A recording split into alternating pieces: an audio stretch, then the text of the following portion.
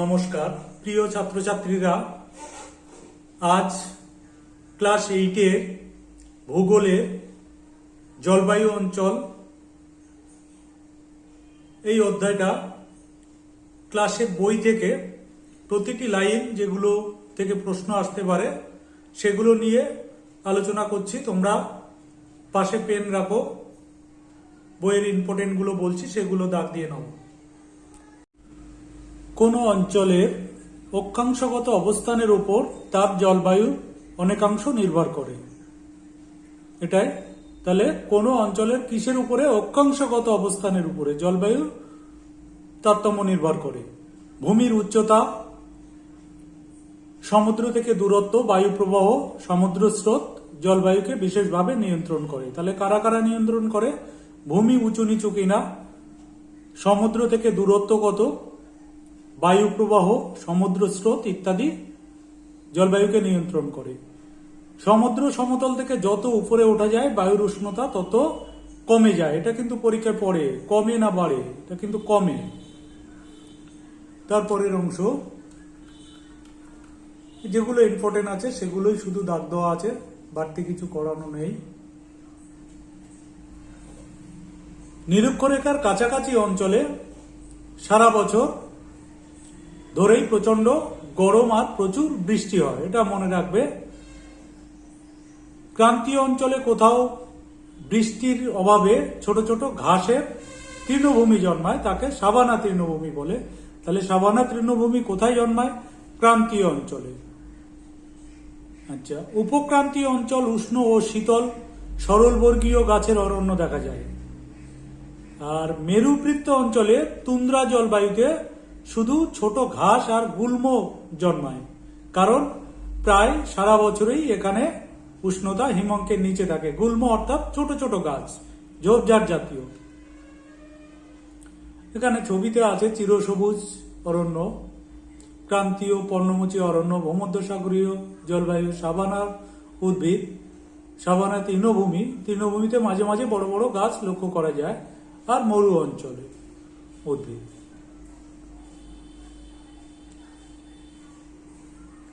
এর পরের অংশ, কোন একটি জলবায়ু অঞ্চল, কোন একটি জলবায়ু অঞ্চলে জলবায়ুর উপাদান মূলত উষ্ণতা, বৃষ্টিপাতের বৈশিষ্ট্য ও প্রকৃতি সমধর্মী হয়। বিভিন্ন জলবায়ু অঞ্চলে মৃত্তিকা, স্বাভাবিক উদ্ভিদ, জীব বৈচিত্র্য, এমনকি মানুষের জীবনযাত্রা তাৎপর্যপূর্ণ পার্থক্য দেখা যায়। মানে জলবায়ু অনুসারে এগুলো পরিবর্তন দেখা যায়। এরপরে চিত্র আছে পৃথিবীর প্রধান প্রধান জলবায়ু অঞ্চলগুলো এখানে উল্লেখ করা আছে নিচে, পরে আসছে ওগুলো নিয়ে আবার। এরপরে একটা এখানে আছে মঞ্জিস, অধীর, আগ্রহ, অপেক্ষা করছে, এগুলো লাগবে না। এখানে একটা আছে ওয়াইল্ড লাইফ ফটোগ্রাফার, এটা পড়তে পারে। WLP পুরো নাম কি? ওয়াইল্ড লাইফ ফটোগ্রাফার, এটা মনে রাখবে। আর এখানে লাগবে না কিছু। এরপরে উষ্ণ আর্দ্র জলবায়ু অঞ্চল, নিরক্ষীয় উষ্ণ ও আর্দ্র জলবায়ু অঞ্চলে সারা বছর অধিক উষ্ণতা আর প্রচুর বৃষ্টিপাতের কারণে গভীর অরণ্যের সৃষ্টি হয়। যেহেতু একটু তাপমাত্রা বেশি আর প্রচুর পরিমাণে বৃষ্টিপাত হয়, বৃষ্টিপাত হলে উদ্ভিদ ভালো হয়, তাই এখানে গভীর অরণ্য সৃষ্টি হয়। এই কারণে এই অঞ্চলকে নিরক্ষীয় জলবায়ু অঞ্চল বলা হয়। নিরক্ষরেখার দুই পাশে সাধারণত 5 ডিগ্রি থেকে 10 ডিগ্রি উত্তর ও দক্ষিণ অক্ষাংশের মধ্যে অবস্থিত অঞ্চলে এই জলবায়ু লক্ষ্য করা যায়। এটা মনে রাখবে, 5 ডিগ্রি থেকে 10 ডিগ্রি উত্তর ও দক্ষিণ অক্ষাংশের মধ্যে এটা লক্ষ্য করা যায়। পরের অংশ উষ্ণতা। এই অঞ্চলে সারা বছর সূর্যরশ্মি লম্বভাবে পড়ে, ফলে উষ্ণতা সবসময় বেশি।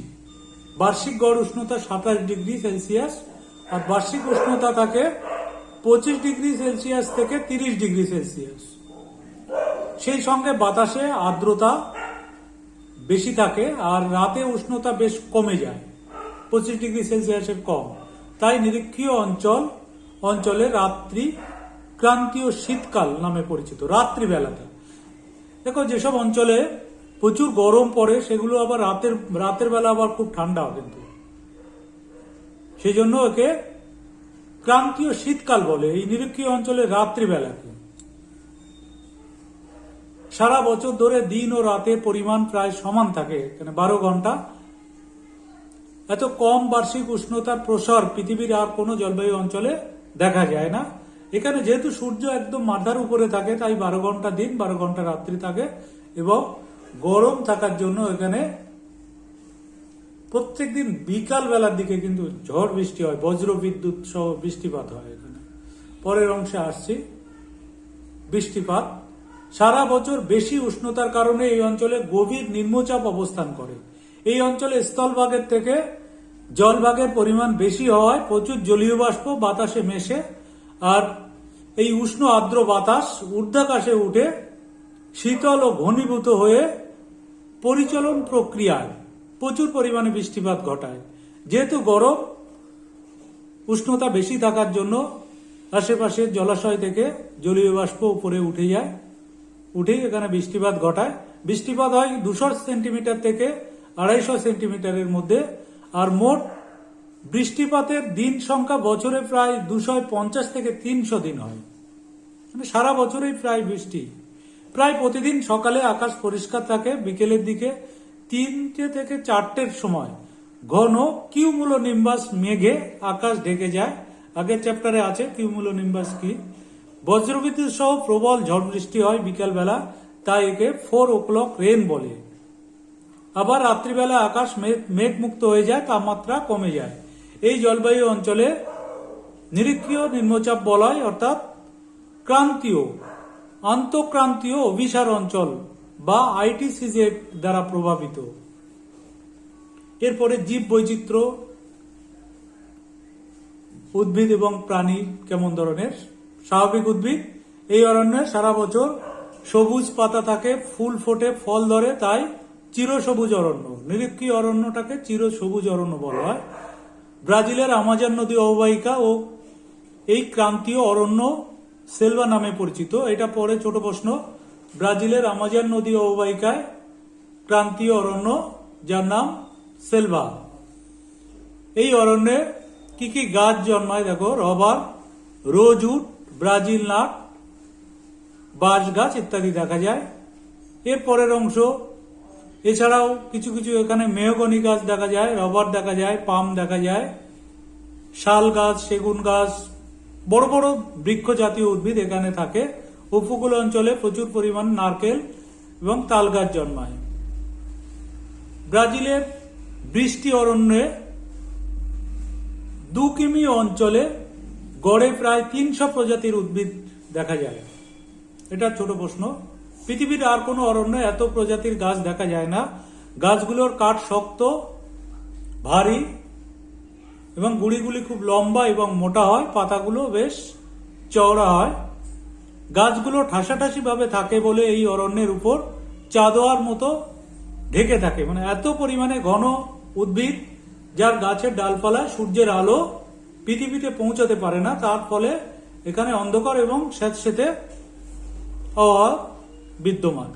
এরপরে বন্য প্রাণী, ঘন ও দুর্ভেদ্য অরণ্যে গাছে চড়তে পারে এমন পশু পাখি জীবজন্তু বেশি দেখা যায়, যেমন বাদর, গরিলা, শিম্পাঞ্জি, ওরাংওটাং, বিভিন্ন রকমের সাপ, পাখি, বিষাক্ত কীটপতঙ্গ ইত্যাদি দেখা যায়। এছাড়া অরণ্যের তলদেশে গন্ডার, হাতি, জেব্রা ও নদীর জলাশয়ে প্রচুর পরিমাণে কুমির ও জলহস্তী রয়েছে। তাহলে এখানকার প্রাণীগুলো কিন্তু পরীক্ষায় পড়ে, কোন কোন প্রাণী এখানে বাস করে। প্রাণীগুলো এখানে দেখাও, ম্যাকাও, চিতাবাঘ, অ্যানাকোন্ডা, ওরাংওটাং, টুকান এক ধরনের পাখি, ঠোঁট লম্বা, সোনালী বানর, গরিলা, ব্যাং ইত্যাদি ছবিগুলো সুন্দর করে দেওয়া আছে। এর পরের অংশ আর্থ সামাজিক পরিবেশ আর জীবনযাত্রা। এখানকার অধিবাসীদের জীবনযাত্রা কেমন, সামাজিক অবস্থান কেমন, সেটা প্রথমে অধিবাসী আর জীবনযাত্রাদের উষ্ণ আর্দ্র অস্বাস্থ্যকর জলবায়ু, বিপদসংকুল বন্য পরিবেশে জনবসতি বিরল, অর্থাৎ এরকম অতিরিক্ত গরম এবং প্রচুর বৃষ্টিপাত এর ফলে জনবসতি খুব কম, বিরল অর্থাৎ কম। জাইরে ও আমাজন অববাহিকায় তুলনায় দক্ষিণ পূর্ব এশিয়ার নিরক্ষীয় অঞ্চলে লোকবসতি একটু বেশি। যেহেতু ওটা গভীর অরণ্য, হিংস্র জীবজন্তুর বাস বেশি, তাই দক্ষিণ পূর্ব এশিয়ার নিরক্ষীয় অঞ্চলে লোকবসতি বেশি এখানে। আর জাইরে অববাহিকায় পিগমি, উচ্চ আমাজন অববাহিকায় রেড ইন্ডিয়ান ও দক্ষিণ পূর্ব এশিয়ায় সেমাং ও অন্যান্য উপজাতির মানুষেরা এখানে বাস করে। এটা কিন্তু ছোট প্রশ্ন পড়বে, জাইরে অববাহিকার অধিবাসীদের নাম কি? পিগমি, উচ্চ আমাজন অববাহিকার রেড ইন্ডিয়ান, আর দক্ষিণ পূর্ব এশিয়াতে সেমাং প্রজাতির মানুষ বা অধিবাসী বাস করে। এরা বনের ফলমূল, বনজ সম্পদ সংগ্রহ করে, পশু শিকার করে অধিবাসীদের জীবিকা নির্বাহ করে। মানে ফলমূল আর পশু শিকার এদের প্রধান জীবিকা। বর্তমানে অরণ্যের কাছাকাছি অঞ্চলে আদিম প্রথায় স্থানান্তর কৃষির মাধ্যমে ভুট্টা, মিষ্টি আলু, ওল, কলার চাষ হচ্ছে। অষ্টাদশ ঊনবিংশ শতাব্দীতে উপনিবেশ স্থাপন করে ইউরোপীয় বণিকরা এই অঞ্চলে বিভিন্ন জায়গায় বাগিচা কৃষি কাজ শুরু করে। দক্ষিণ পূর্ব এশিয়ায় মালয়, জাভা, সুমাত্রায় রবার চাষ, পশ্চিম ভারতীয় দ্বীপপুঞ্জে আখ, কলার চাষ, আফ্রিকান গিনি উপকূলে কোকো ও তাল জাতীয় গাছের তেল উৎপাদন করে অধিবাসীরা জীবিকা নির্বাহ করে। তাহলে অধিবাসীদের কোন ধরনের অধিবাসী তারা বাস করে, তাদের প্রধান জীবিকা কি, তারা পরবর্তীকালে কি কি কৃষিকাজ করছে, তাছাড়া ইউরোপিয়ানরা আসার ফলে তাদের কাছ দিয়ে শিখে যে কৃষিগুলো তারা শিখেছে সেগুলো এখানে বলতে হবে আর্থসামাজিক পরিবেশে। এরপরে খনিজ সম্পদ লাগবে না, সম্প্রতি অবস্থা ছোট্ট একটু অংশ লাগবে। 1970 সালে ট্রান্স আমাজন হাইওয়ের মাধ্যমে এই অঞ্চল বহির্বিশ্বের সঙ্গে যুক্ত হয়েছে। এটা ছোট প্রশ্ন পড়ে, কিসের সঙ্গে যুক্ত হয়েছে? বহির্বিশ্বের সঙ্গে। কিসের মাধ্যমে? ট্রান্স আমাজন হাইওয়ের মাধ্যমে, বড় রাস্তার মাধ্যমে। অরণ্যের বিন্যাস এখানে দেখা যাচ্ছে। এরপরে মৌসুমী জলবায়ু অঞ্চল। আরবি শব্দ মৌসুম, এর অর্থ হলো ঋতু। এটা পরীক্ষায় আসে। কোথায় কোথায় দেখা যায় একটুখানি পড়বে। এশিয়ার Bharat, Bangladesh, Pakistan, Sri Lanka, Myanmar, Thailand, Vietnam, 3টে থেকে 4টে মুখস্থ করলেই হবে। দক্ষিণ চীন, ফিলিপিয়ান দ্বীপপুঞ্জের কিছু অংশ এই মৌসুমী জলবায়ু দেখা যায়। জলবায়ুর বৈশিষ্ট্যটা লাগবে।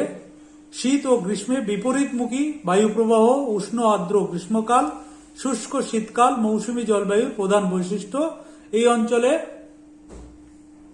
এই জলবায়ু অঞ্চলে অবস্থিত দেশগুলোতে প্রধান 4টে ঋতু লক্ষ্য করা যায়। তাহলে প্রধান বৈশিষ্ট্য কি? শীত ও গ্রীষ্মে বিপরীতমুখী বায়ু প্রবাহ হয়, আর উষ্ণ আর্দ্র গ্রীষ্মকাল, শুষ্ক শীতকাল এর প্রধান বৈশিষ্ট্য। আর এই অঞ্চলে অবস্থিত দেশগুলিতে প্রধানত 4টি ঋতু লক্ষ্য করা যায়, যেটা শীতকাল, প্রাক মৌসুমী গ্রীষ্মকাল আর বর্ষাকাল। বর্ষাকালটা একটুখানি দেখো। আরব ও বঙ্গোপসাগর থেকে দক্ষিণ পশ্চিম মৌসুমী বায়ু ভারতীয় উপমহাদেশে প্রবেশ করার সঙ্গে সঙ্গেই আকস্মিক ও প্রচন্ড বৃষ্টিপাত শুরু হয়। একে মৌসুমী বায়ুর বিস্ফোরণ বলা হয়।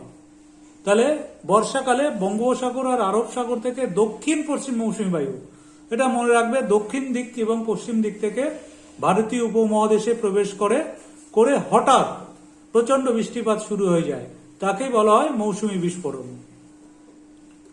পরের অংশ লাগবে গ্রীষ্মকাল, শরৎকাল লাগবে সেপ্টেম্বর অক্টোবর মাসে। মৌসুমী বায়ুর প্রত্যাবর্তনের সাথে সাথে আবহাওয়া ধীরে ধীরে শীতকালীন অবস্থার দিকে পরিবর্তিত হয়, আর বঙ্গোপসাগরে এই সময় গভীর নিম্নচাপ তৈরি হয় আর বজ্রবিদ্যুৎ সহ ঝড় বৃষ্টি হতে থাকে। এই হলো জলবায়ুর প্রধান বৈশিষ্ট্যগুলি। আর স্বাভাবিক উদ্ভিদ, এখানকার জীব বৈচিত্র্য। স্বাভাবিক উদ্ভিদ কেমন ধরনের? এখানকার প্রধানত পর্ণমোচী, চিরসবুজ উদ্ভিদ দেখা যায় না। পর্ণমোচী উদ্ভিদ অর্থাৎ বছরের নির্দিষ্ট সময়ে পাতা ঝরে যায়। এই প্রকৃতির উদ্ভিদের প্রাধান্য বেশি হলেও বৃষ্টিপাতের তারতম্যের জন্য এখানে কিছু বনভূমির অন্যরকম প্রকৃতি লক্ষ্য করা যায়। যেসব অঞ্চলে বার্ষিক বৃষ্টিপাত খুব বেশি হয়, 200 সেমির বেশি, সেখানে শুষ্ক ঋতুতে মাটি ভেজা থাকায় মেহগনি, শিশু, গর্জন ও চিরসবুজ বনভূমি সৃষ্টি হয়। সবই কিন্তু পর্ণমোচী উদ্ভিদ। দ্বিতীয়ত কি, মাঝারি বৃষ্টিপাত যুক্ত, যেখানে বার্ষিক বৃষ্টিপাতের পরিমাণ 100 থেকে 200 সেমির মধ্যে, এই অঞ্চলে শাল, সেগুন, শিমুল, পলাশ, কাঁঠাল জাতীয় পর্ণমোচী বৃক্ষের মিশ্র বনভূমি দেখা যায়। মিশ্র বনভূমি কেন? কোথাও উচ্চ গুড়িযুক্ত, কোথাও একটু মাঝারি মানের, এই জন্য মিশ্র বনভূমি দেখা যায়। নানান ধরনের ফলের গাছ, নানান ধরনের উদ্ভিদ দেখা যায়, তার জন্য মিশ্র বনভূমি বলা হয়। এছাড়া শুষ্ক অঞ্চলে, যেখানে বৃষ্টিপাত 50 থেকে 100 সেমির মধ্যে, সেখানে কাঁটা জাতীয় উদ্ভিদ, ফণিমনসা, বাবলা, ক্যাকটাস জাতীয় কাঁটা গাছের ঝোপঝাড় দেখা যায়। কারণ এখানে এর থেকে, পাতার থেকে যে বাষ্পভূতটা কম হয়, এই জন্য পাতাগুলো কাঁটায় পরিণত হয়েছে, যেহেতু বৃষ্টিপাতের পরিমাণ কম। এছাড়া উপকূলবর্তী অঞ্চলে সুন্দরী, গরান, গেওয়া গাছের ম্যানগ্রোভ অরণ্য দেখা যায়। বন্য প্রাণী কি কি পাওয়া যায় এখানে? বন্য প্রাণী হাতি, গন্ডার, চিতা, হরিণ, নেকড়ে, ভাল্লুক, বানর, শিয়াল, হায়না, সাপ। বিশেষ অঞ্চলে অর্থাৎ সুন্দরবনে বাঘ দেখা যায়। গুজরাটের গির অরণ্যে, এগুলো কিন্তু ছোট প্রশ্ন, সিংহ দেখা যায়। গুজরাটের গির অরণ্যে একমাত্র ভারতে সিংহ দেখা যায়। এছাড়া উপকূলের নদীর মোহনায় কুমির ও নদ নদীতে প্রচুর পরিমাণে মাছ পাওয়া যায়। এই হলো জীবজন্তু, নিচে জীবজন্তুর ছবি আছে। এরপরে আর্থসামাজিক পরিবেশ আর জীবনযাত্রা। এখানকার জীবনযাত্রার প্রধান হলো কৃষিকাজ। মৌসুমী জলবায়ু অঞ্চল পৃথিবীর শ্রেষ্ঠ ধান ও পাট উৎপাদক অঞ্চল।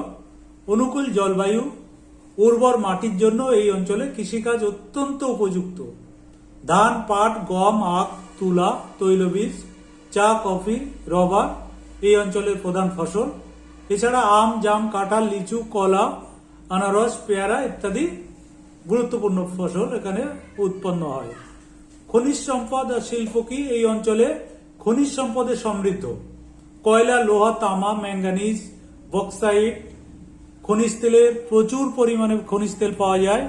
বড় বড় শিল্পের মধ্যে আছে পাট শিল্প, কার্পাস শিল্প, চা শিল্প, লৌহ ইস্পাত শিল্প। এরপরে পরিবহন ব্যবস্থা। মৌসুমী জলবায়ু অঞ্চলের অধিকাংশ ভূপ্রকৃতি সমতল, তাই সড়কপথ, রেলপথ, জলপথ, আকাশপথ সব ধরনের উন্নত পরিবহন ব্যবস্থা দেখা যায়। জনবসতি কি? অনুকূল জলবায়ু, উর্বর মাটি, সমৃদ্ধ কৃষিকাজ, উন্নত পরিবহন ব্যবস্থার কারণে মৌসুমী জলবায়ু অঞ্চলে পৃথিবীর সর্বাধিক মানুষ বাস করেন। Delhi, Kolkata, Mumbai, Chennai, Shanghai, Dhaka, Rangoon, Bangkok, নমপেনের মতো বড় বড় জনবহুল শহর এখানে লক্ষ্য করা যায়। এই পর্যন্ত প্রথম পাঠে। পরবর্তী অংশ দ্বিতীয় পাঠে সম্পন্ন করে দেব। নমস্কার।